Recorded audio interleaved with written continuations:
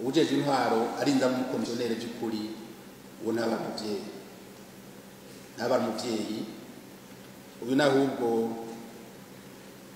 igihe mwamuturoboneye nahubwo muratujyakara kugira by'ukuri twashira umuvyeyi kuko ntazabakira umuvyeyi ariko sindabihakanye biriho ni bimwe nibimpejeje kuvuga aho usanga wewe yaje afise mu mutwe kuronka inyungu gusumba gutunganiriza umwene gihugu.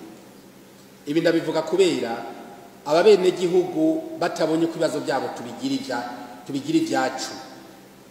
Iyi ntumbero y'iterambere rusange turimo nayo dushobora gushika. Tuzobabwira ati tambuka gutya nawace ahindukira rabe hariya. Ariko bazi ku ibibazo byabo tubigira ibyacu. Nukuri mbere tuzobabwira tuti uno munsi tugiye ku kivi bose tuzohurira ku kivi. Nibaza ko rero intango yamigoye niyo tugitangura, nibaza yuko bizoza biraza bukebuke hanyuma bose by'ukuri babone ko bategerezwa gutunganiriza abene gihugu atacu barinze kubasaba. Mugabo intambamyi twahuye nazo mu gushira mu ngiro ivyemejwe n'inama z'amakomine zari zizikurikira.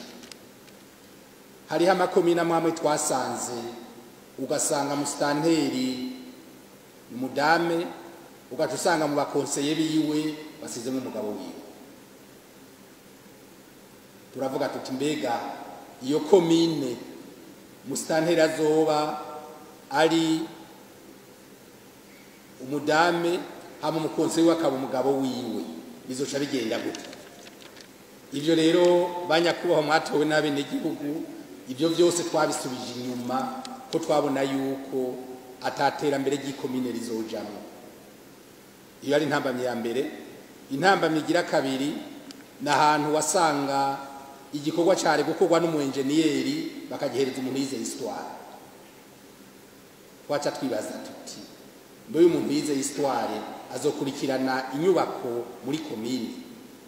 Hariho manevre de procédure twari twarabahaye itari yisunzwe, abo nivyo twabasubijemwo kugira by'ukuri banza bisubiremwo bize bitomoye by'ukuri ikomine tuyitegure neza ku buryo bya bikorwa by'abene gihugu bikorwa hisunzwe ya ntumbiro ya leta mvyeyi leta nkotsi kugira by'ukuri umwene gihugu yoroherezwe kugira rya bwirizwa mwasizeho ribivuga umuntu wese akora ibintu yize kandi tuzoba tuzi neza yuko ari katunganiriza abene gihugu.